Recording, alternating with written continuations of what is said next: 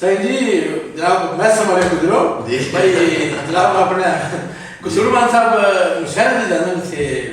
गुजरा ने अच्छा ते उथे के कुछ शेर है भी सुनाओ जी जी जी या लोग भी सुन दसी तो सुनिया थे लोग भी सुनने ये आशा बिस्मिल्लाह लो जी आजी मोहम्मद बशीर साहब आप चक बांसरियां तहसील खारियां जिला गुजरात आल मुकीम सऊदी अरब 5 स्टार बहुत पुराना नाम हुण भी अल्लाह के हुक्म नाल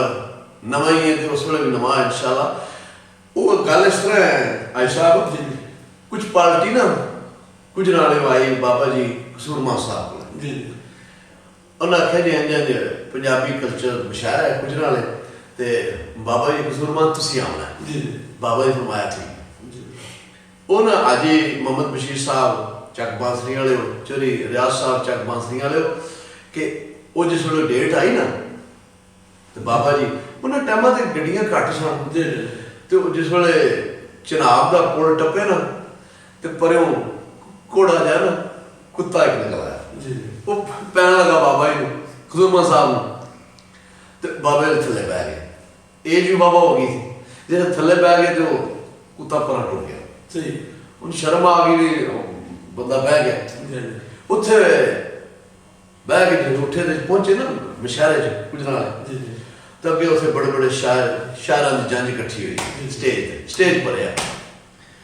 वो बिचों एक शायर ने टोक कराई बाबा कसूरमान की रात वाले जनिया ते तुसी क्यों लेट आए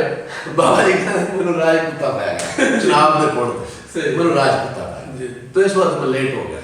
वो शायर कहना भी उन्हें पता है कि अल्लाह पाक ने बाबा जी चौधरी नायतुल्लाह वड़ैच कसो की मोजो की अल मरूफ कसूरमान साहब को बड़ा अल्लाह पाक ने दिमाग दिता है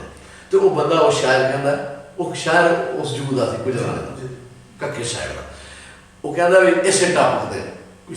हाँ तो आज ही मोहम्मद बशीर चक बांसरियां 5 स्टार डिंगिया लियो जनाब चौधरी रियाज साहब उत्थे बाबा कसूरमान बंद लिखते रहे मैं बंदा नचीर साइंस मैं समाला पेश कर लगा लिखियो ने ते जोड़ जोड़ भी होया जोड़ फिर दा ते जोड़ जोड़ ओ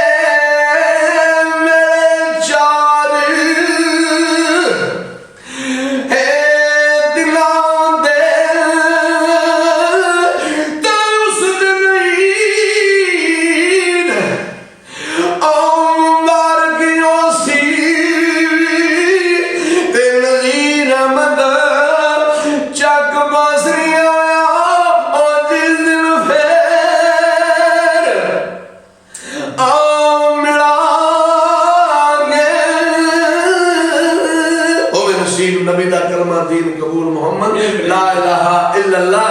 सच रसूल मोहम्मद